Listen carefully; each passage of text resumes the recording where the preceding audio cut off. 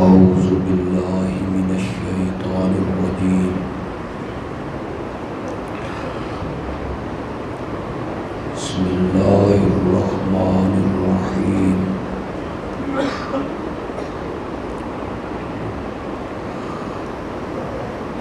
إن الله وملائكته يصلون على النبي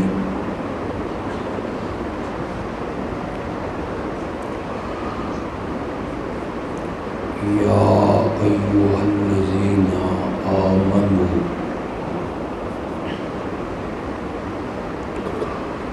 صلوا عليه وسلموا تسليما.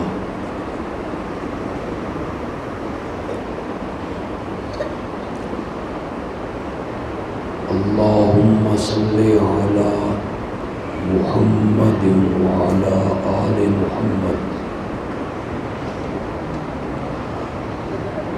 كما صليت على إبراهيم وعلى آل إبراهيم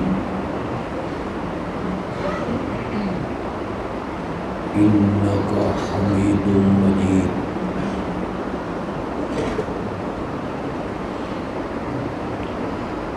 اللهم بارك على محمد وعلى آل محمد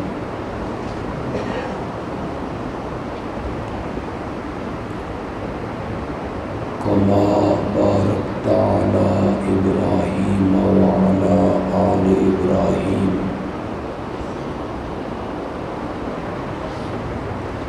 إنك حميد مجيد.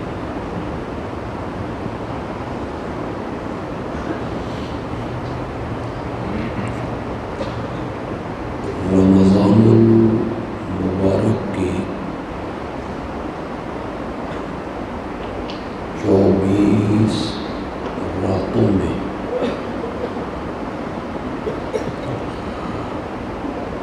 نماز تراویح میں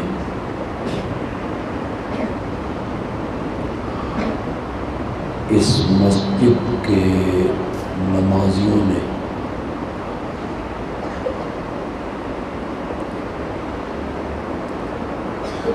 اللہ کا قرآن سنا.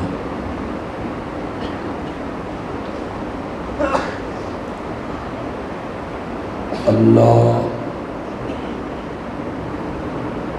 حافظ صاحب کا سنانا بھی قبول و منظور فرمائے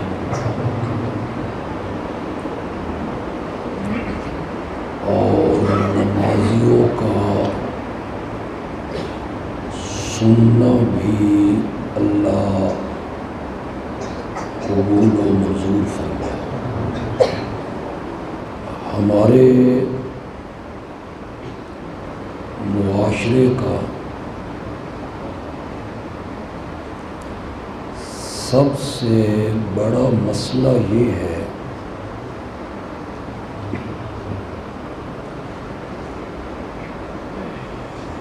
کلمہ پڑھنے والوں کی اکثریت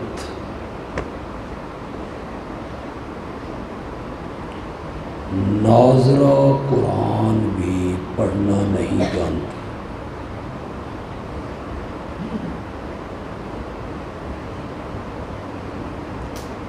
بدقسمتی کی انتہا ہے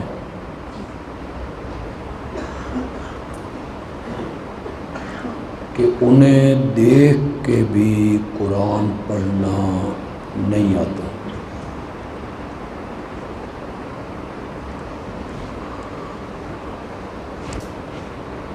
ان کے والدین کی غفلت ہے، سستی ہے،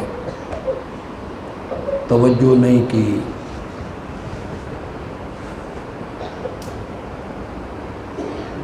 اور وہ دیکھ کے بھی قرآن پڑھنے سے محروم ہو.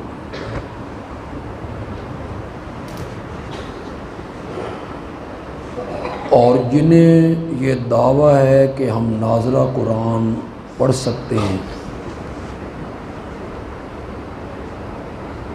ہم ناظرہ قرآن پڑھتے ہیں، ان میں بھی اکثریت ایسے پڑھنے والوں کی ہے کہ وہ اگر قرآن پڑھ رہے ہوں اور کہیں جبریل سن لے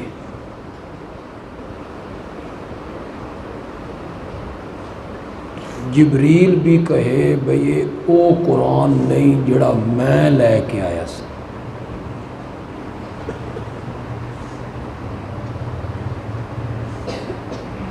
نہ انہیں تلفظ کا پتہ ہے، نہ چھوٹے کاف بڑے کاف کے فرق کا پتہ ہے، نہ عین اور الف کے اخراج کا پتہ ہے، بس پڑھ رہے ہیں۔ ایسا کیوں ہوا؟ ایسا اس لیے ہوا کہیں ایک کو ان کی نانی نے پڑھا دی، دادی نے پڑھا دی،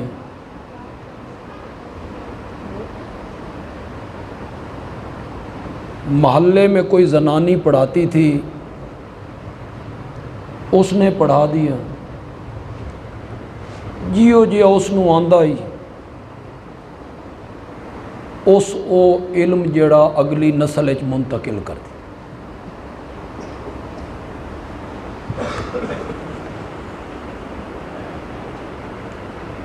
یہ جو ہماری مسجدوں میں ناظرہ قرآن کی کلاس لگتی ہے اور آپ مطمئن ہوتے ہیں کہ ہمارے بچے مسجد میں جا رہے ہیں، ناظرہ قرآن پڑھ رہے ہیں،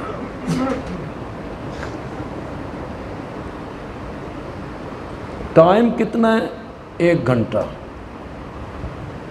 صرف 1 گھنٹہ صبح کے ٹائم۔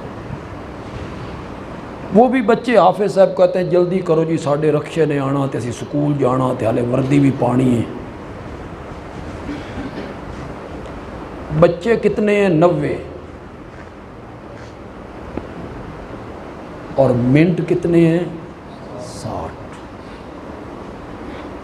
فی بچے کو کتنے سیکنڈ ملے جی؟ ہوں تسی بول دے بھی نہیں، 45 سیکنڈ۔ یہ آپ کے بچے مسجدوں میں قرآن پڑھ،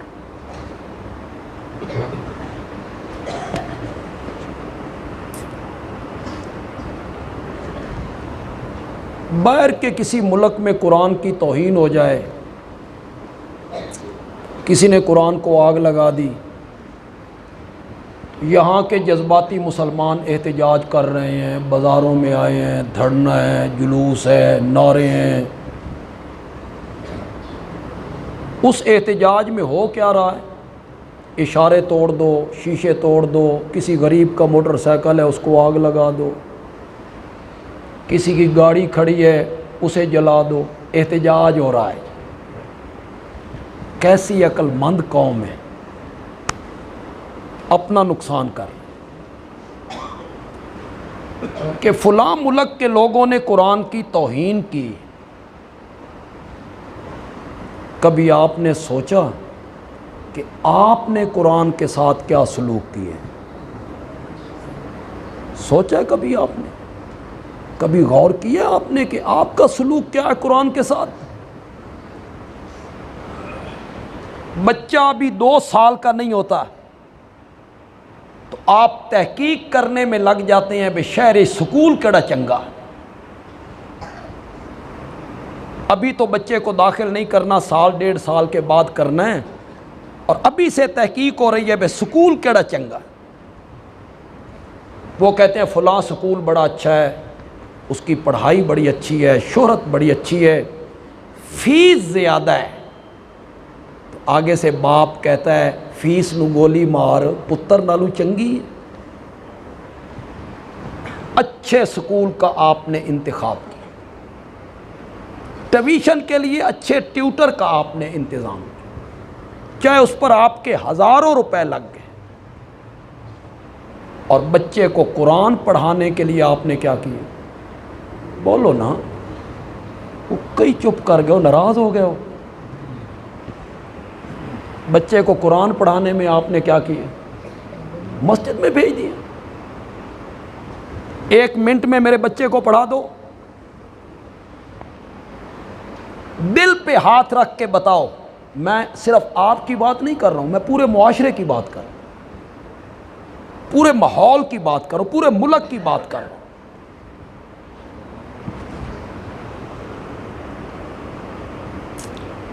سکول میں یہ کدھر لے آ رہے ہیں؟ بیٹھ جائیں یار، بیٹھ جائیں۔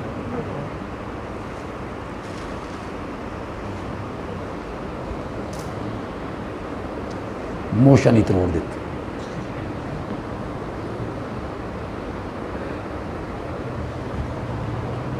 سکول میں آپ کا بچہ پڑھتا ہے، ہم تو پڑھتے تھے سرکاری سکولوں میں،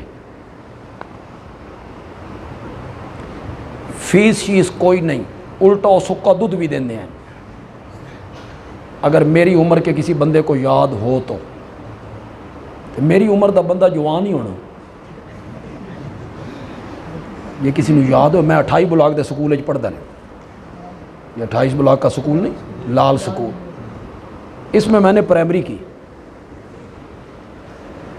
تو ہمارے پاس تو وہ سرکاری سکول تھے، 4 کتابیں، 1 گز کا کپڑا اس میں لپیٹی، تھلے تختی رکھی، اتنے سلیٹ کچھ پائی تے چل۔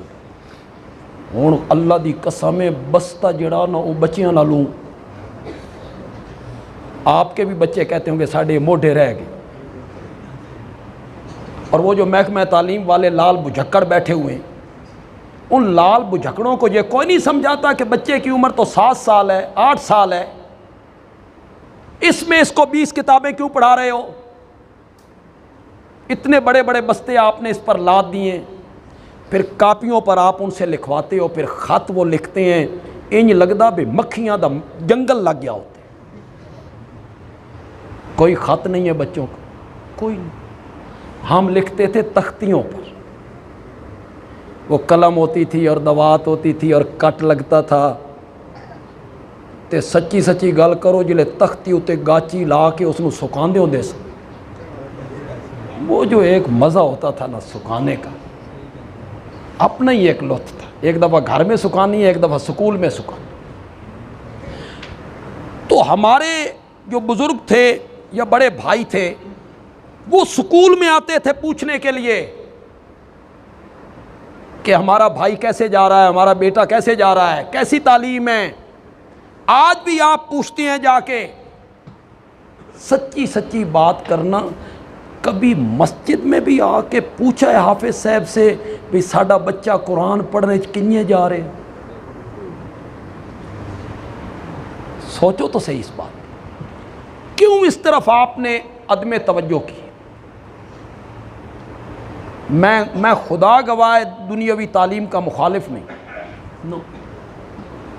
آپ دنیاوی تعلیم دیں اپنے بچوں کو، آپ سمجھتے ہیں کہ مستقبل ادھر بنتا ہے تو آپ بنائیں، لیکن اس کے ساتھ ساتھ بچوں کو دینی تعلیم بھی دیں۔ تو یہ جو میں درد دل آپ کے سامنے رکھ رہا ہوں کہ ہماری توجہ نہیں ہے کہ بچے ناظرہ قرآن صحیح پڑھیں، تجوید کے ساتھ پڑھیں، اچھے طریقے سے بچے اس ناظرہ قرآن کو پڑھیں۔ کیوں بھئی یہ ہونا چاہیے کہ نہیں ہونا چاہیے؟ اس پر ہماری توجہ ہونی چاہیے کہ نہیں ہونی چاہیے؟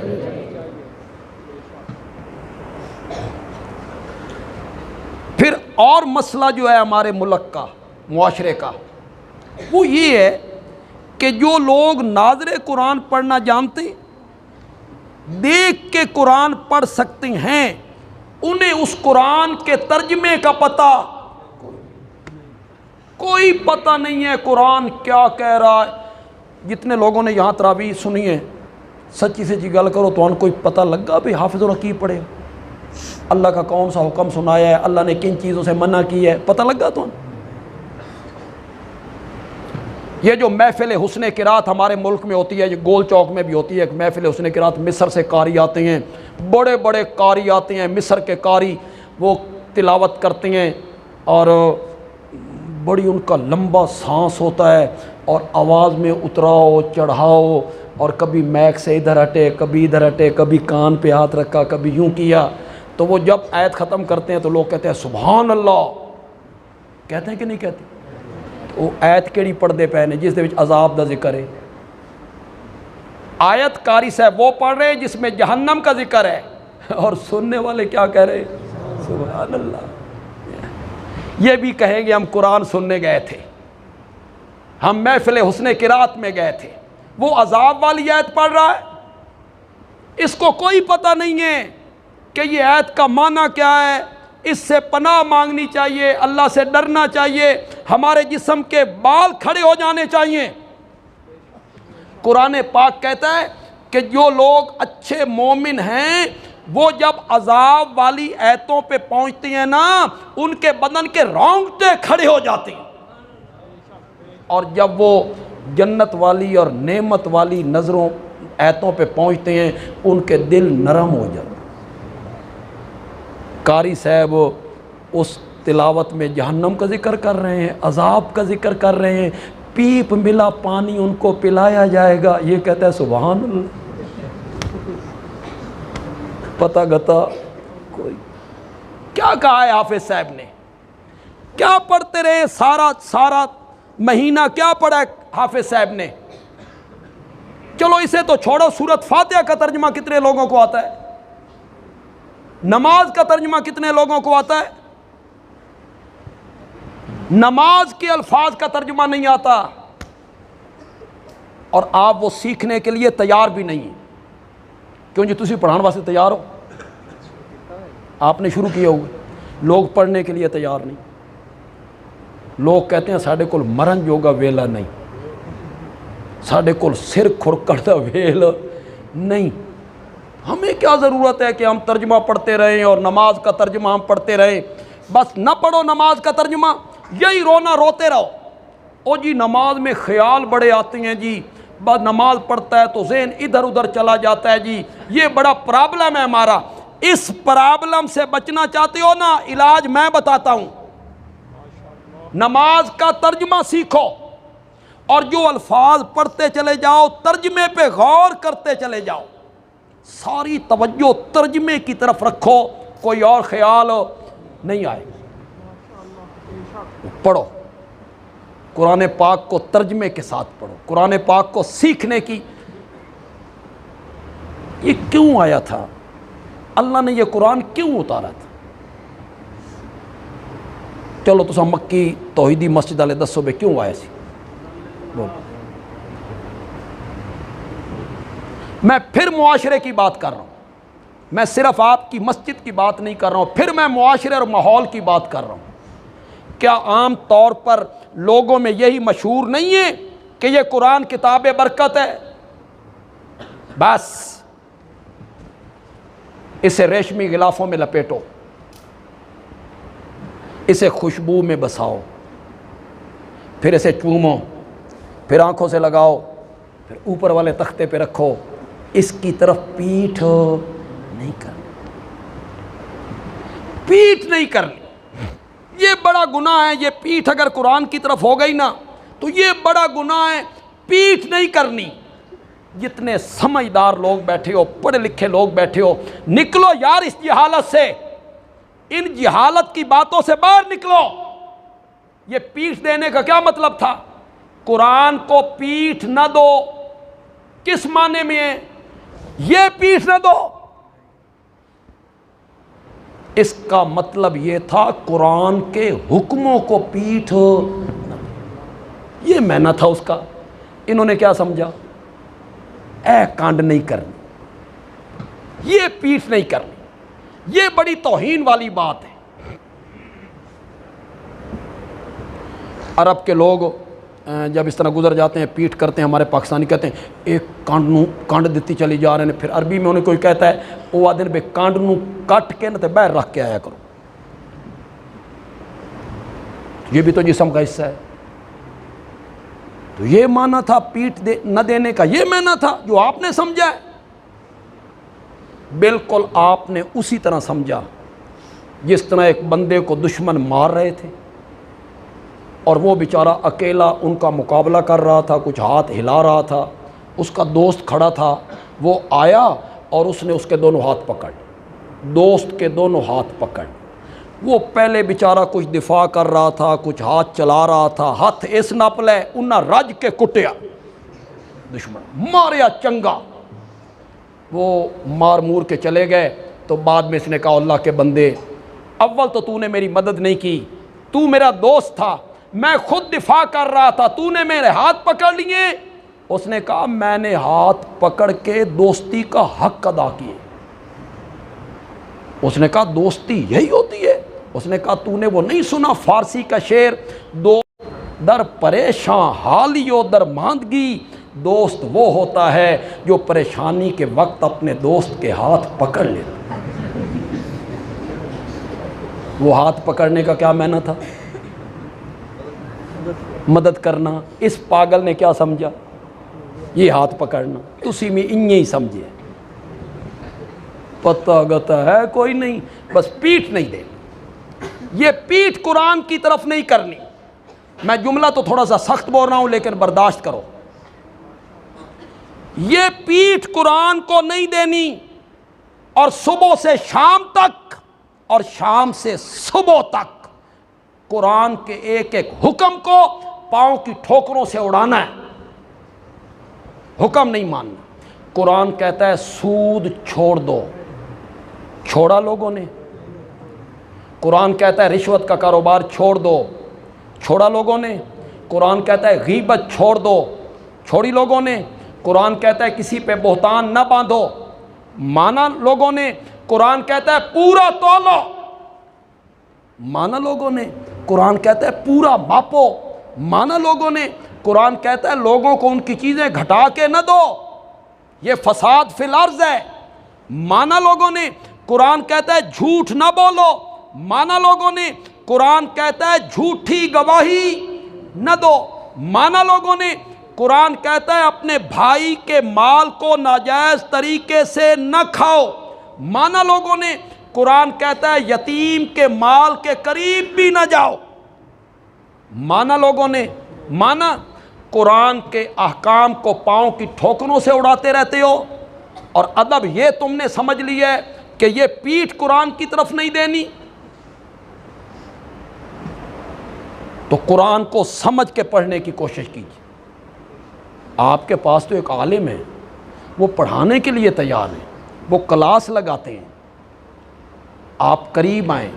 جہاں جہاں تک میری آواز پہنچ رہی ہے ہم تو رونا رو سکتے ہیں، زبردستی تو ہم کر نہیں سکتے ہیں کہ آپ اللہ کے قرآن کی طرف آئیں۔ یہ جو اب سکولوں میں شروع ہو گیا ترجمہ، یہ بڑی اچھی کوشش، اس کوشش کو سراہنا چاہیے۔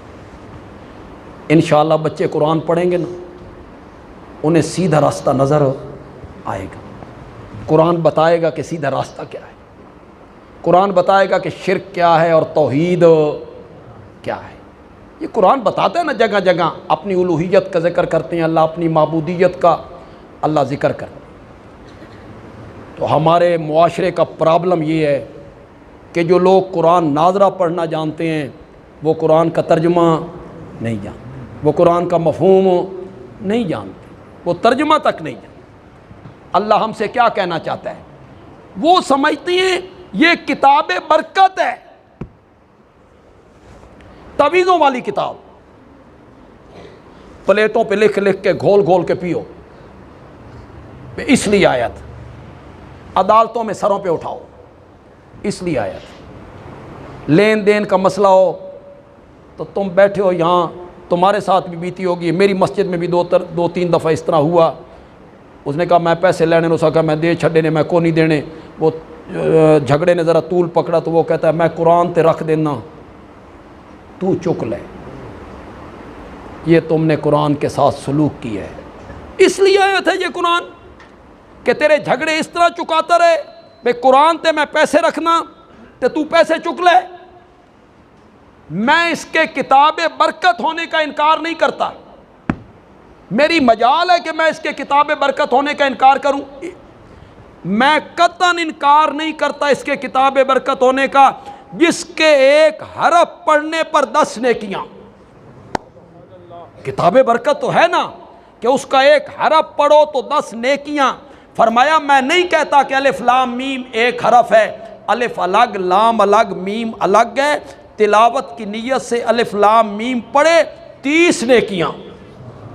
کتاب برکت تو ہے، لیکن میں صرف اتنی بات آپ سے کہنا چاہتا ہوں، میری یہ بات دل کی تختی پر لکھیے گا، اسے بھولنا نہیں، اسے نقش کیجئے میری بات کو یہاں، کہ قرآن کتاب برکت بعد میں ہے، صحیفہ ہدایت پہلے ہے. کس لیے آیا تھا؟ رہنمائی کرنے آیا تھا، ہدایت دینے آیا تھا، اندھیروں سے نکال کے روشنی کی طرف لانے کے لیے آیا تھا. یہاں درس قرآن شروع ہوتا ہے، عشاء کی نماز کے بعد ہو یا صبح کی نماز کے بعد ہو، اور آپ کو کوئی کام نہیں ہے، گھر میں جا کے آپ نے بیٹھ جانا ہے، اور آپ اس درس میں شامل نہیں ہوتے، جوتیاں اٹھا کے آپ دروازے کی طرف چلے جاتے ہیں. اے ہے قرآن نو کنڈ دینا، اسے کہتے ہیں قرآن کو پیس دینا، جو آپ روزانہ دیتے ہیں. آپ چلے جاتے ہیں، آپ قرآن کا درس سننا نہیں چاہتے، قرآن کی تعلیم کی طرف آپ آنا نہیں چاہتے، اسے سننا نہیں چاہتے آپ. یہ کتاب برکت بعد میں، صحیفہ ہدایت پہلے. چلو میں ایسی آیت پڑھتا ہوں جو آپ سب کو یاد، بچوں کو بھی، بوڑھوں کو بھی، عورتوں کو بھی، سب کو یاد ہے انشاءاللہ. میری گمان یہی ہے. میرے ساتھ پڑھیں گے آپ. الف لام میم ذالک الکتاب لا ریب فیہ، پڑھو. ہدن، اس نے پہلی دوسری سورت کے شروع میں بتایا کہ میرے آنے کا مقصد کیا تھا. ہدن، ہدایت دے. میں ایک ایسی آیت پڑھنے لگا ہوں، آپ میں سے آدھے لوگوں کو یاد انشاءاللہ. آپ قرآن پڑھتے رہتے ہیں، آپ کو یاد.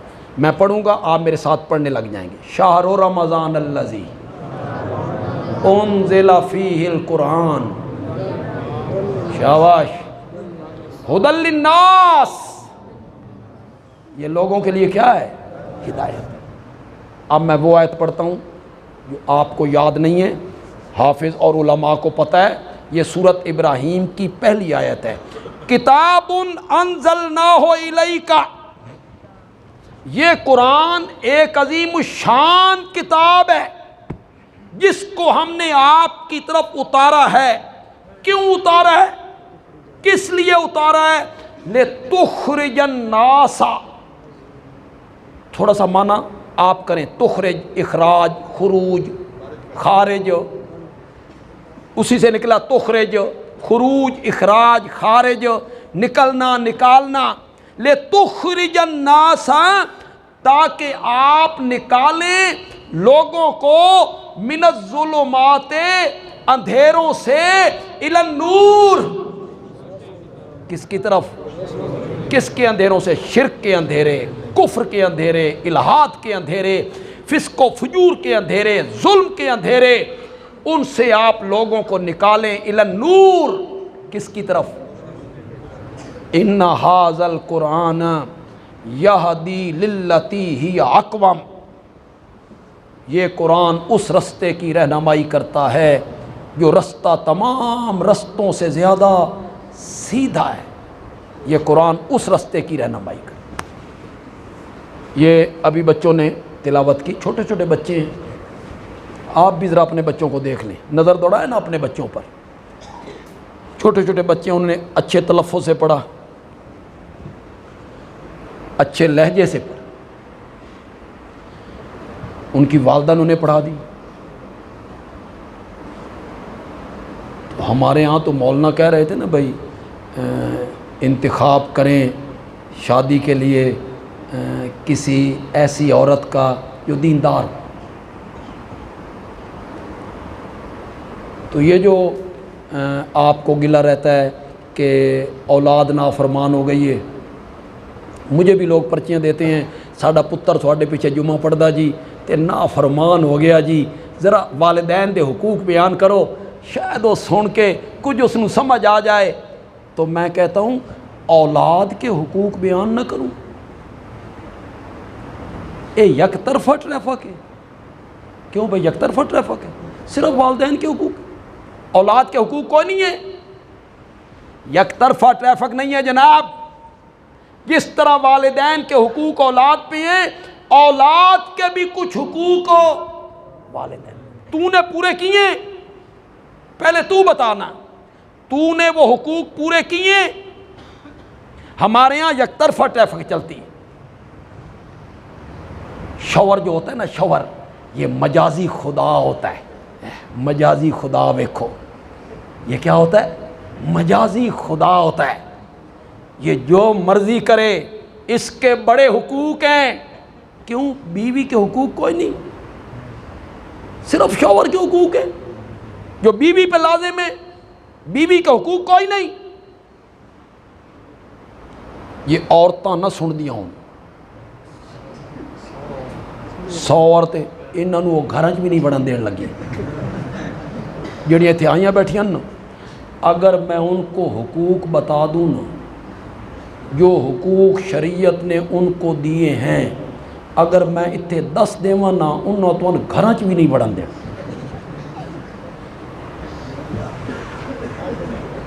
صرف خاوند کے حقوق ہیں۔ کیوں؟ تیرے بچے پال رہی ہے، بچے کو دودھ پلا رہی ہے، تیرے کپڑے دھو رہی ہے، تیرے گھر کی صفائیاں کر رہی، کچھ کوئی تے سمجھ گیا ہو، ان لفظاں نال کچھ کوئی تے سمجھ گیا ہو۔ اولاد صرف اس کی نہیں ہے، تیری بھی ہے۔ وہ دودھ پلا رہی ہے، سارا دن کپڑے دھو دھو کے، اسے نچوڑ نچوڑ کے، چھت پہ جا کے چھنڈ چھنڈ کے، تاراں تے پا کے 8 گھنٹے بیچاری کپڑے۔ شام کے ٹائم مجازی خدا صاحب تشریف لائے، مجازی خدا یہ شام کے ٹائم آیا، یہ بکنے لگا، گالیاں بھی نکالتا ہے، اس کو باپ کی ماں کی تانے بھی مارتا ہے، بازو سے پکڑ کے دیوار پہ بھی پٹکتا ہے۔ کیوں؟ تیرے حقوق ہیں، اس کے حقوق نہیں ہیں۔ اسی طرح والدین کی اگر اولاد پہ حقوق ہے نا، تو اولاد کے بھی والدین پہ کیا ہیں؟ تو پورے کیتے ہیں۔ اب رونا روتا ہے اولاد نافرمان ہو گئی ہے جی۔ اولاد کا پہلا حق یہ ہے، سنو اور اسے پلے باندھو، اولاد کا پہلا حق یہ ہے، شادی کے لیے اس لڑکی کا انتخاب کر جو معزز خاندان کی ہو اور باحیا ہو۔ یہ تیری اولاد کا پہلا حق ہے تجھ پر۔ کیوں؟ اس لڑکی کی گود میں تیری اولاد پلنی۔ کرتے ہیں؟ کرتے ہو ایسے؟ آج تو تسی ناراض لگ دی ہو سارے، اس واسطے کہ تہاڈی مرمت سارے دی ہو گئی۔ کرتے ہو؟ کوئی کرتا ہے؟ باحیا، معزز، با پردہ، شریف خاندان، شریف گھرانہ، کیا؟ دولت، پیسہ، جہیز کہاں سے ملے گا؟ حسن، پاکستانی تے انہی چٹی چمڑی تے مرن والی قوم، حسن، خوبصورتی، یہ معیار ہے آپ کا، یہ معیار ہے آپ کی شادی کا، شادی کرنے کا، رفیق سفر بنانے کا، جس کی گود میں اولاد پلنی ہے، کئی کنجریاں بھی آ کے لے آنے۔ طوائف، فخر سے کہتے ہیں طوائف،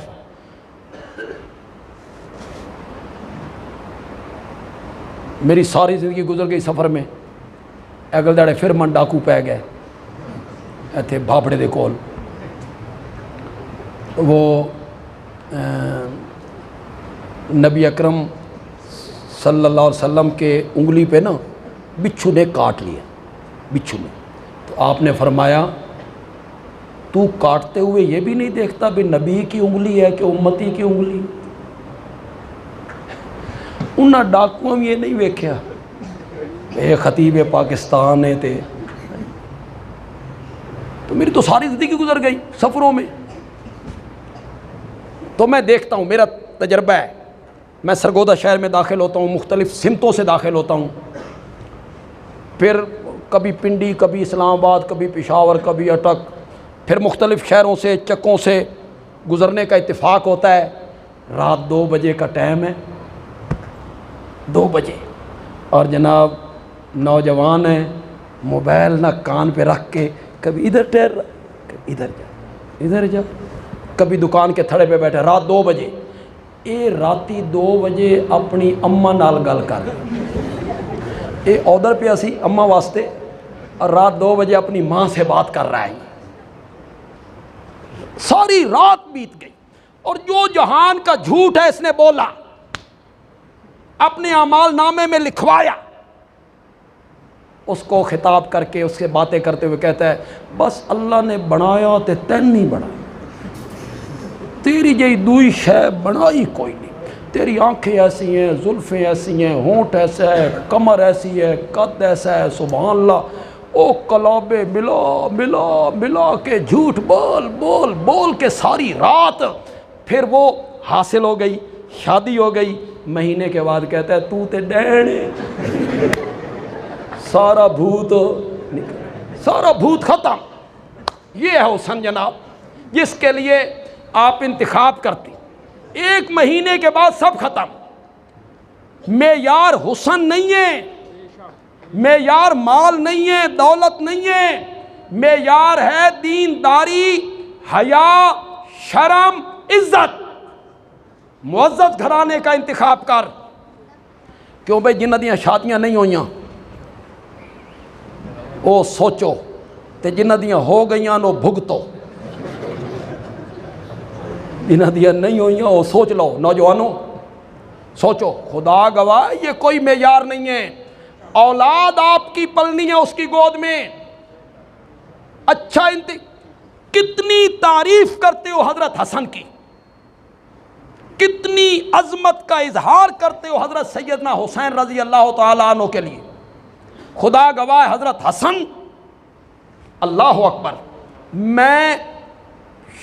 میں اس ملک میں حضرت معاویہ کا ایک نام پر وکیل ہوں. میں نے جنگ لڑی ہے حضرت معاویہ کے لیے رضی اللہ تعالیٰ، ان کی عظمت کے لیے، ان کی عزت کے لیے. ان کے دامن پہ آنے کوئی چھینٹا نہیں آنا چاہیے، دامن صاف رہنا چاہیے.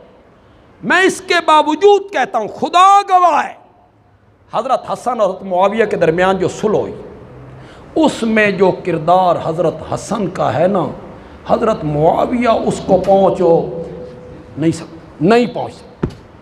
بڑا کردار ہے. 1 منٹ کے لیے یار تصور تو کرو، کوئی عہدہ چھوڑتا ہے؟ زکوٰۃ کمیٹی دا ممبر بن جائے او کدا ہی نہیں کھلوندا. ویلفیئر سوسائٹیاں بنتی ہیں محلوں میں، ویلفیئر سوسائٹیاں، ان کے عہدیدار چمٹ جاتے ہیں عہدے کو. جماعتوں کے عہدیدار، امیر، ناظم چمٹے ہوئے ہیں. چھوڑتا ہے کوئی عہدہ؟ وزارت چھوڑ دے. حضرت حسن نے عہدہ نہیں چھوڑا، حکومت چھوڑی. 1 منٹ کے لیے تصور تو کرو یار. پولیس پاس ہے، فوج پاس ہے، بیت المال ہے، پیسہ ہے، دولت ہے، طاقت ہے، قوت ہے، مختلف صوبوں میں حکومت ہے، لیکن مسلمانوں کے اتحاد کے لیے حضرت حسن رضی اللہ تعالیٰ عنہ نے حکومت کی قربانی دے دی. دنیا مثال پیش نہیں کر سکتی. یہ ہم سب تعریفیں کرتے ہیں، حضرت حسن کی تعریفیں کرتے ہیں، حضرت حسین کی تعریفیں کرتے ہیں، لیکن میرے بھائیوں یہ تو بتاؤ، یہ دونوں بھائی جس گود میں پلے تھے وہ گود کس کی تھی؟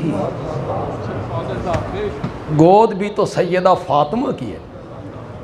ماں عظیم ہے، اس کی گود میں پلنے والے بیٹے بھی کیا ہوئے؟ عظیم. اچھی جگہ کا انتخاب کرو. میں کئی دفعہ بیان کرتا ہوں، حضرت عمر رضی اللہ تعالیٰ عنہ پیرا دے رہے ہیں مدینے میں، صبح کا ٹائم ہوا، ایک گھر کے قریب سے گزرے، اندر ایک بوڑھی نے آواز دی اپنے بیٹی کو، بیٹی دودھ میں پانی ڈال دے، آج بکریوں نے دودھ تھوڑا دیا ہے، گاہکوں نے تو آنا ہے، تو تھوڑا سا پانی ڈال دے۔ بیٹی کہتی ہے ماں امیر المومنین نے منع کی ہے، اسے کہتے ہیں حکومت کی ریٹ۔ کیا؟ حکومت کی ریٹ۔ ایک ساڈا ملک ہے، ہر روز دے الگ ریٹ، گھی کے الگ ریٹ، چینی کے الگ ریٹ، پتی کے الگ ریٹ۔ کیوں جی؟ ہم نے وہ بنانی تھی چارپائیاں لوہے کی طالب علموں کے لیے، اور ہم گئے، بلایا کاریگر کو، اس نے کہا جی 4500 کے 4600 ایک چارپائی کا لوں گا، 4600، لیکن اج میرے نال مکو تے اے ریٹ ہے، کل دا ریٹ ہو رہے۔ کیسا ملک ہے جی؟ مزہ نہیں آ گیا ملک دا؟ یعنی رٹی کوئی نہیں، جس طرح کوئی چیز بیچنا چاہے بیچتا رہے۔